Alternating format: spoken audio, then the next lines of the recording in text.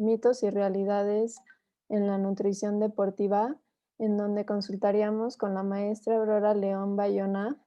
La maestra estudió un diplomado en nutrición deportiva impartido por el Comité Olímpico Internacional en el 2009 y obtuvo su maestría en Ciencias, Sports and Exercise Nutrition por la Universidad de Ulster en el Reino Unido en el 2013. Trabajó como asesora en los Juegos Panamericanos de Guadalajara y los Juegos Olímpicos de Londres en el 2012. Además, fue la nutrióloga de la Federación Mexicana de Triatlón durante muchos años, específicamente con el equipo de triatlón mexicano que participó en las Olimpiadas de Sydney 2000. Actualmente es vicepresidenta y socia fundadora de la Federación Mexicana de Nutrición Deportiva. Además, continúa dando consultas a atletas amateurs y de alto rendimiento en su clínica de nutrición deportiva NutriTrain, fundada hace más de 20 años. Aurora ha sido maestra de asignatura en la Universidad Iberoamericana durante muchos años y es asesora de proyectos de titulación de diferentes alumnas interesadas en el tema de la nutrición deportiva. Por último, es importante recalcar que Aurora ha sido deportista destacada por muchos años, compartiendo como representante mexicana en la disciplina de triatlón en muchos campeonatos mundiales y ha corrido más de 20 maratones a lo largo de su vida. Su mejor tiempo es 2 horas 56 minutos en el año 2004 y el año pasado logró un tiempo de 2 horas 58 minutos en el maratón de Berlín.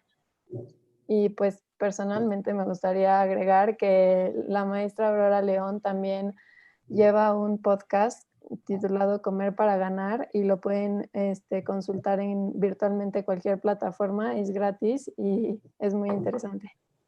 Maestra Aurora, le cedemos la palabra y agradecemos mucho su participación en nuestras jornadas. Muchas gracias, Belén, muchas gracias. Gracias a todo el Departamento de Nutrición, a Mónica, gracias por la invitación. Y aquí lista para empezar la presentación. Voy a compartir mi pantalla. A ver si la pueden ver perfecto y podemos... ¿Sí? Perfecto. Bueno, pues voy a platicarles, como bien me presentaron ahora, me dedico yo más que nada a la nutrición deportiva y voy a hablar rápidamente, porque no hay mucho tiempo, pero sobre los mitos y realidades en la nutrición deportiva. Entonces, vamos a empezar. Ay, perdón.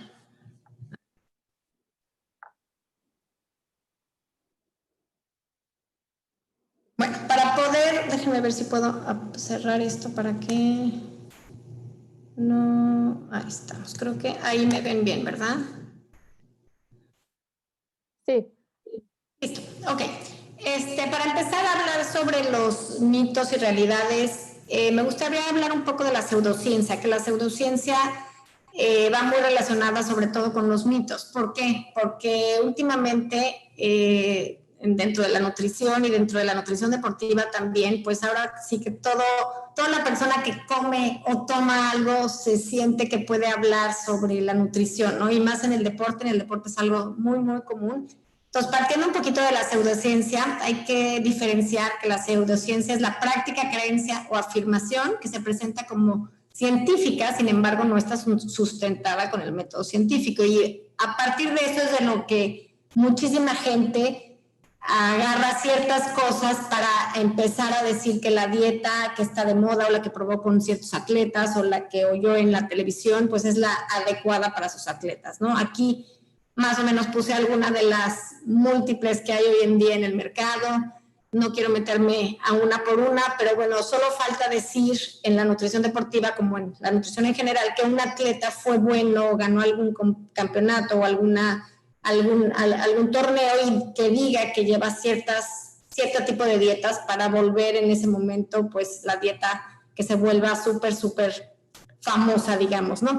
Un poquito para entender por qué surge la pseudociencia. La pseudociencia parte como de 3 principios muy claros, ¿no? Primero que nada, como que escogen información preseleccionada, el famoso cherry picking que le llamamos, que a lo mejor agarran cierta frase, cierta cosita que dijeron en algún artículo, por ejemplo, ¿no? La dieta cetogénica funcionó para los atletas que estaban en el Tour de France. Y a lo mejor no hablan de todo el artículo como tal o de toda la investigación, pero agarran esa frasecita y la ponen. Entonces ya dice, esta información la encontramos en tal artículo y ya la gente se apantalla por decir, mira, es que esto aparece, esa frase, está citada tal cual como decía en el artículo, ¿no? Aquí es bien importante entender que siempre tenemos que partir de una base de datos que sea confiable. Siempre todo este tipo de pseudociencia va a agarrar de base de datos probablemente artículos que no son científicos, publicaciones que no son consideradas como que parten con el método científico, ¿no? Y aquí lo más importante que me gustaría aclarar es que todo este tipo de información, para poderla diferenciar, siempre es o derecha o izquierda, ¿no? Porque, o sea, esta dieta es maravillosa, pero nunca vayas a hacer del otro lado. Esta dieta es tal cual. Entonces, o es negro o es blanco. Nunca hay un punto medio. Y eso es bien importante detectar, que dentro de la nutrición, o por lo menos dentro de la nutrición deportiva, probablemente podemos agarrar algo de una dieta de otra o alguna estrategia, pero no podemos decir que esto es bueno y esto es malo, ¿no? Entonces hay que aprender a diferenciar cuando un artículo, cuando un libro dice algo y enseguida te va a decir es que no lo hagas de la otra manera porque eso no es la manera de hacerlo, ¿no?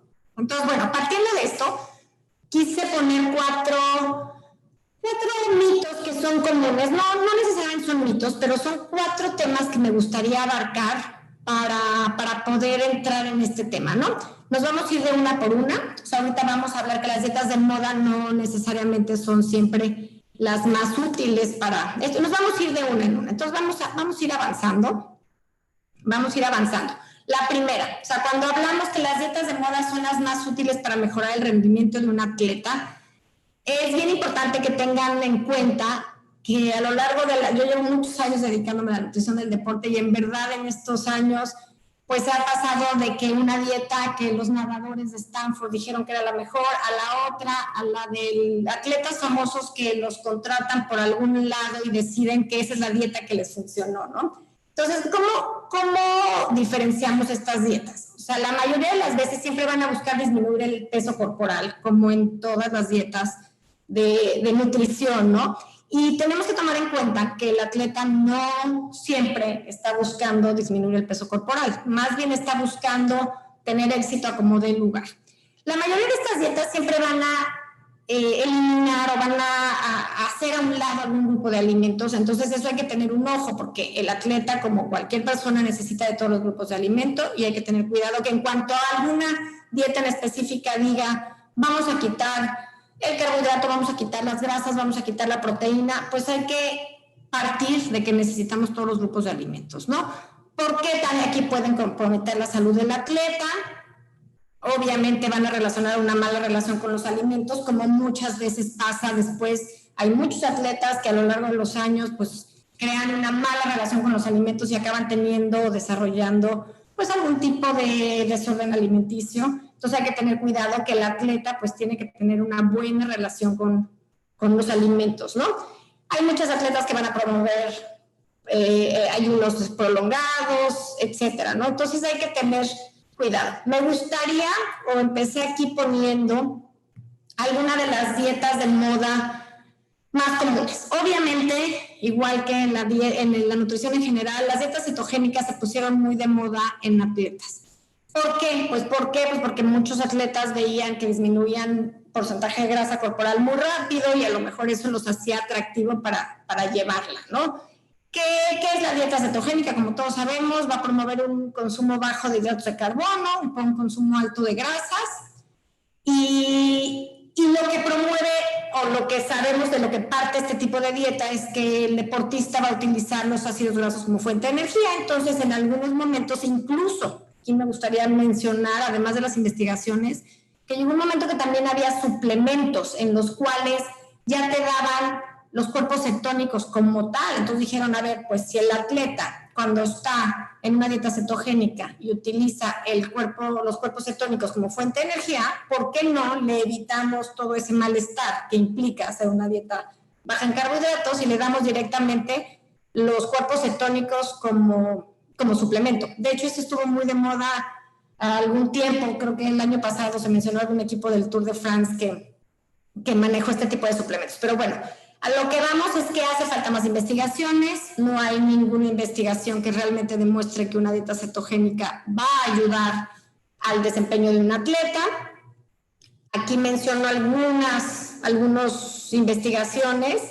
Si se fijan todas, digo, algunas son un poco más viejas, otras son más contemporáneas, pero todas concluyen que una dieta baja en carbohidratos o cetogénica no va a mejorar para que haya un aumento de masa muscular, ni tampoco va a mejorar el rendimiento, y sin embargo, por otro lado, los puede hacer un poco menos resistentes, menos explosivos. Entonces, sí, no hay ninguna investigación o hay alguno que otro que se utiliza, es que eso me gustaría mencionarlo aparte.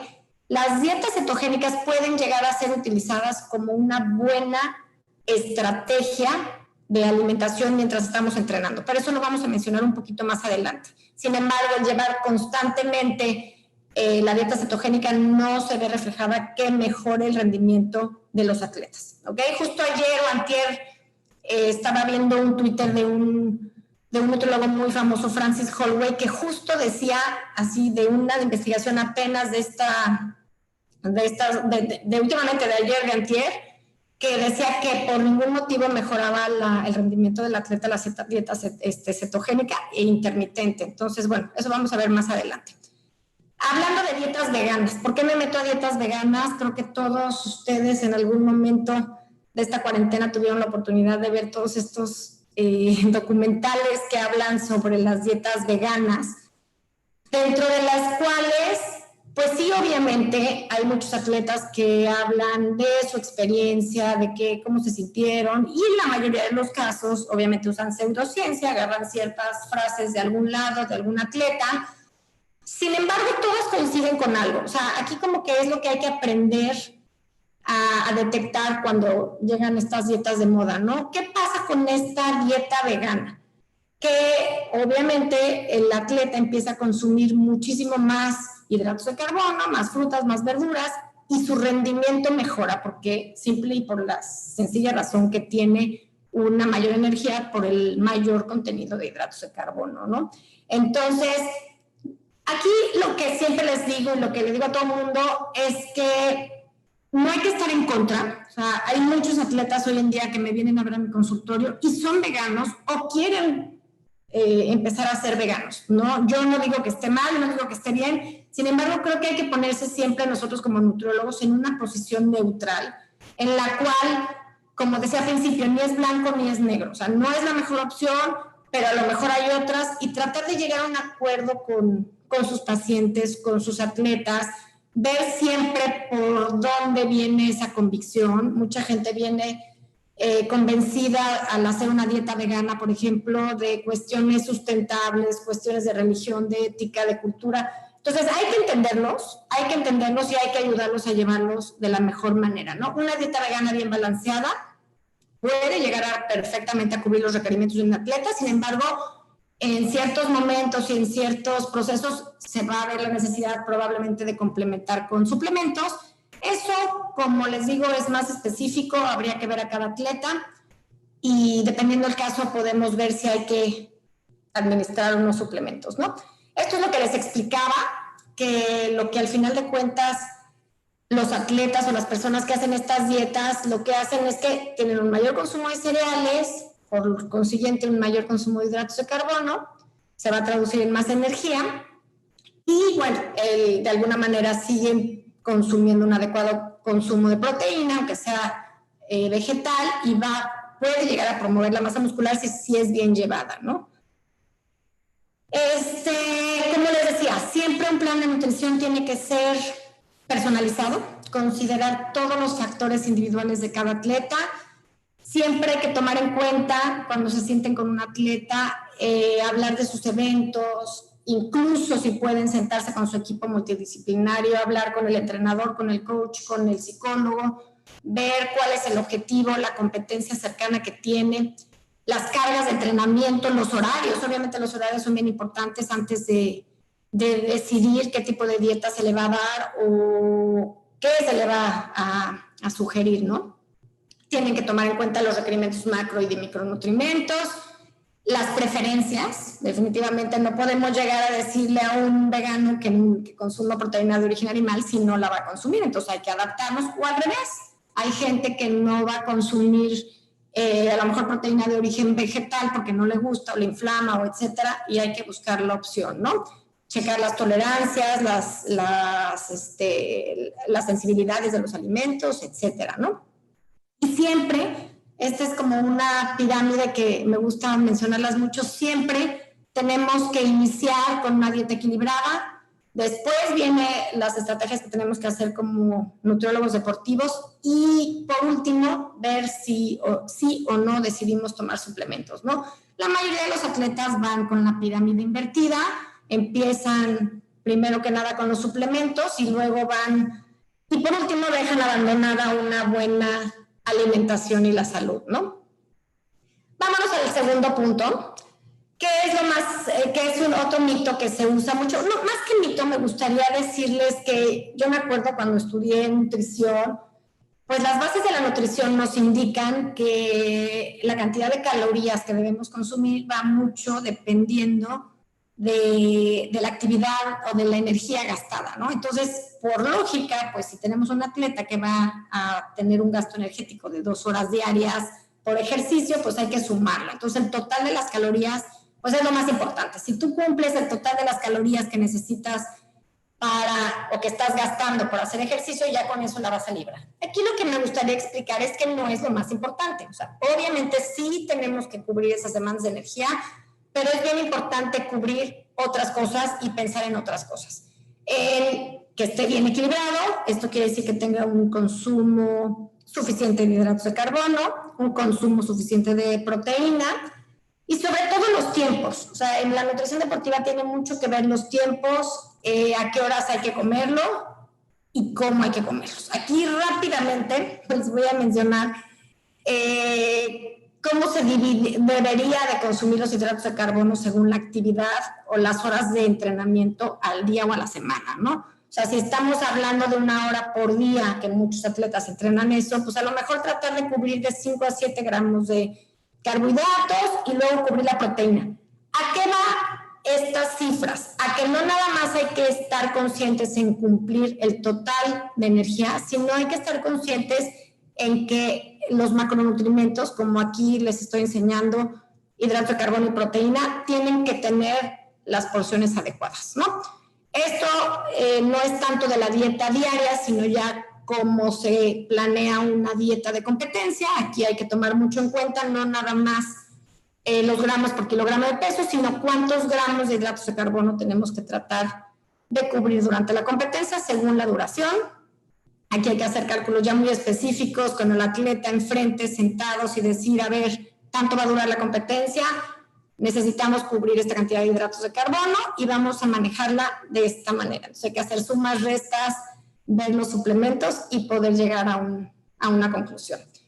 En cuanto a las proteínas, pues también hay que tener muy consciente que la proteína, pues hay diferentes estrategias, hay que tratar de consumir 20 gramos de proteína en cada comida, por ejemplo, pero también saber que la proteína antes de dormir, pues nos puede ayudar a formar masa muscular.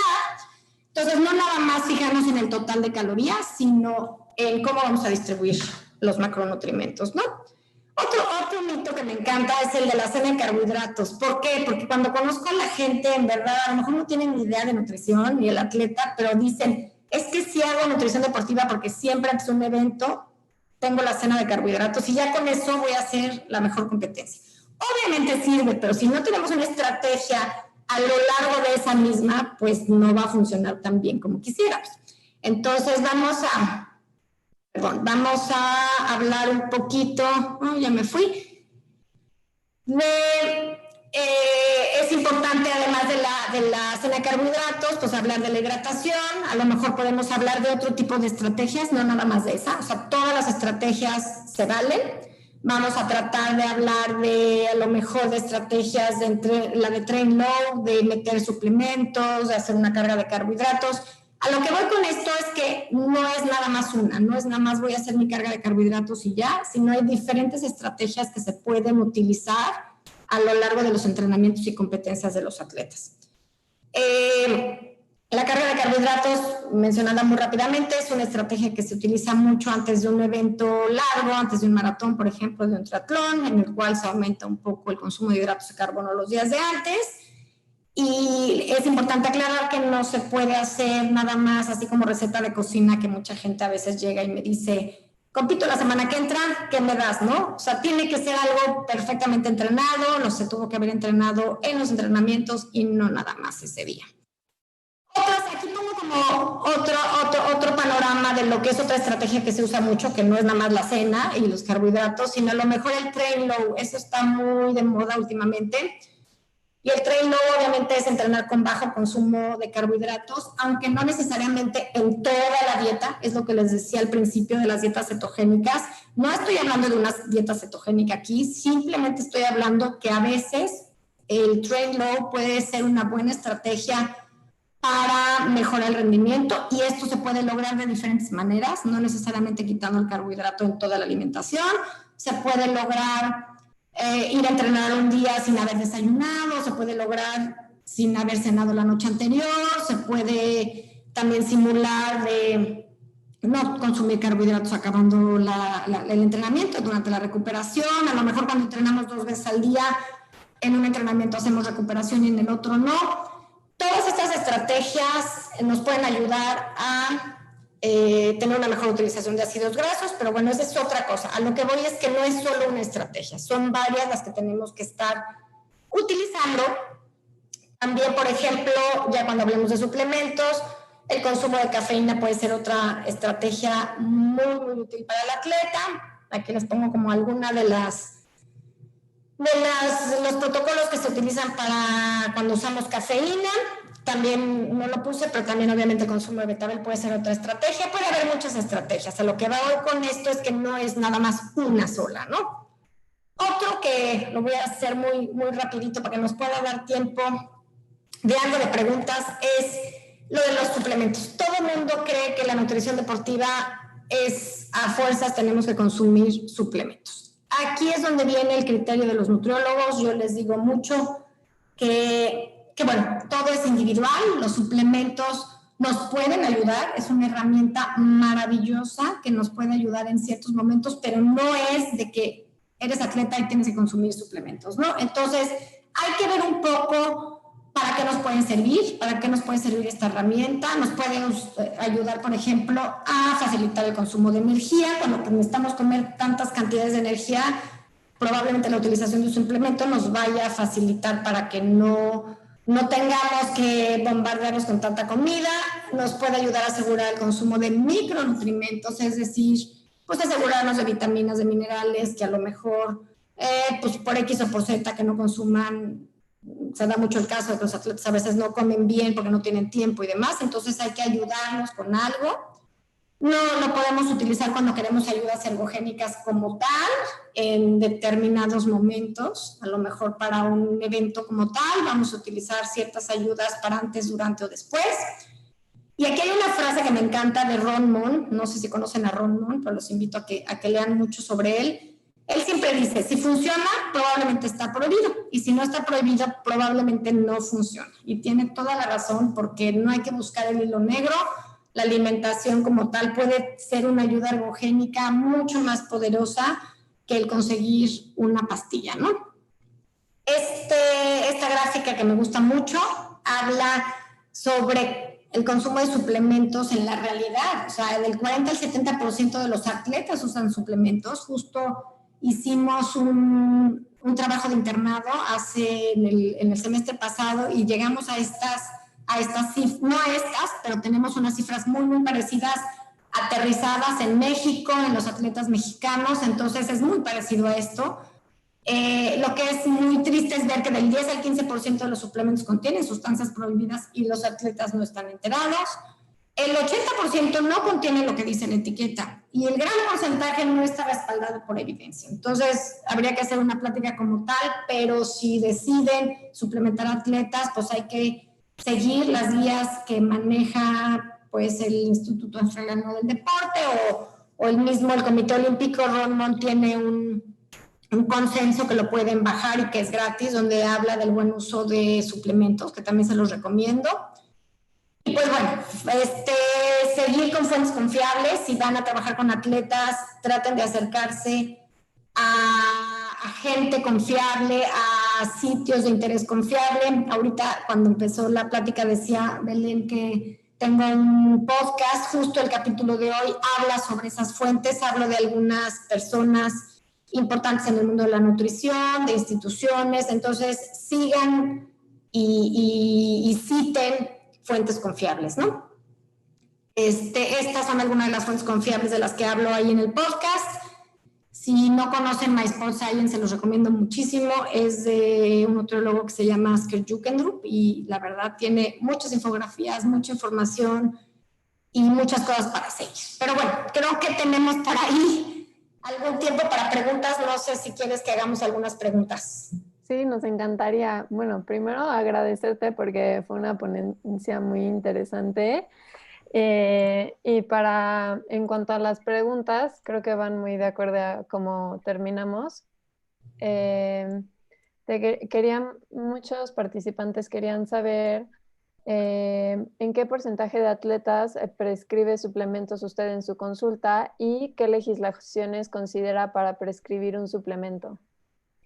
Hay que tomar en cuenta que un suplemento está considerado, por ejemplo, una bebida para deportistas. O sea, una bebida para hidratarte mientras estás haciendo ejercicio es considerado un suplemento. Entonces, si partimos desde ahí, pues yo creo que mucha gente, a eso me refería en el estudio que estaba citando, la gente decía que sí porque se refería mucho a bebidas hidratantes, geles, barritas, todo eso es considerado un suplemento, aunque no es una pastilla, ¿no? Entonces, en esos casos sí se pueden utilizar muchísimo, sobre todo durante el ejercicio, es una muy buena ayuda porque son fáciles de llevar, no se echan a perder, etcétera. Pero ¿en qué porcentaje se va a poner ya un suplemento ya más avanzado o más en pastilla o así? Dependiendo siempre de los objetivos y muy individualizado. O sea, la verdad es que depende mucho la edad. Tengo yo muchos niños y de repente llegan los niños de 10, 12 años, quiero tomar creatina, pues bueno, por supuesto que no tienes que tomar creatina, pero a lo mejor hay uno que está a punto de hacer los tryouts del equipo de hockey nacional, entonces pues a esa persona sí, ¿no? O sea, sí tenemos que siempre tener todo individualizado, muy personalizado, antes de poder decir a cuántos sí y a cuántos no. Muchísimas gracias por resolver estas dudas. Comparto en la pantalla la constancia de su participación. Estamos muy agradecidos de que haya dedicado su tiempo y esfuerzo en este evento y sin duda va a ser una gran ayuda para todos los asistentes que apliquen en la práctica. Pues gracias a ustedes por invitarme y ahí lo que necesiten estoy a sus órdenes, me pueden escribir, lo que quieran.